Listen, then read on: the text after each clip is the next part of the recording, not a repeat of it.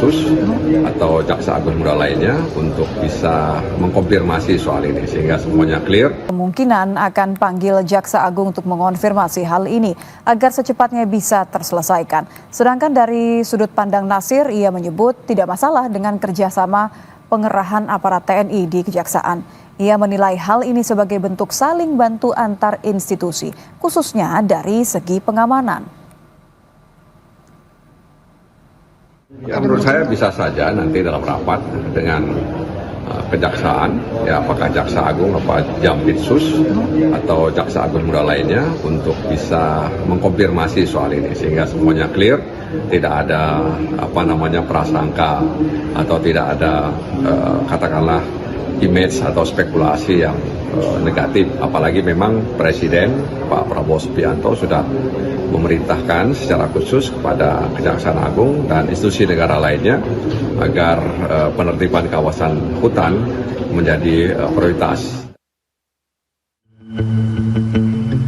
Tentara Nasional Indonesia akan mengerahkan prajuritnya untuk mengamankan kejaksaan.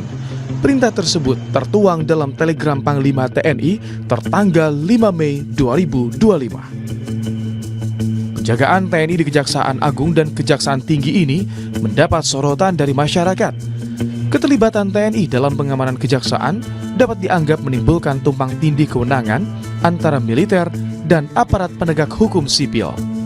Namun, Kepala Pusat Penerangan Hukum Kejaksaan Agung Harli Siregar menyatakan, pengerahan personil TNI di Kejaksaan Tinggi dan Negeri seluruh Indonesia hanya sebatas pengamanan dan tak ada intervensi terhadap proses penegakan hukum.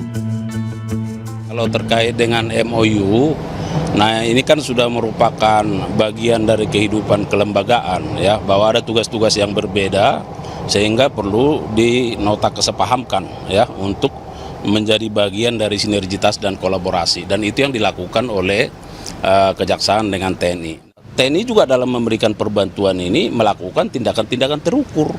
Nah, jadi tidak ada kaitannya dengan penegakan hukum yang dilakukan oleh Kejaksaan. Kapuspen TNI Maijen Christo Mesianturi menyatakan kerjasama antara TNI dan Kejaksaan sudah ada sejak 2018 dan diperbarui pada tahun 2020 dan 2023. Ia menegaskan pengamanan tersebut merupakan bagian dari kerjasama pengamanan yang bersifat rutin dan preventif. Menurutnya, tidak ada yang salah dengan kerjasama tersebut.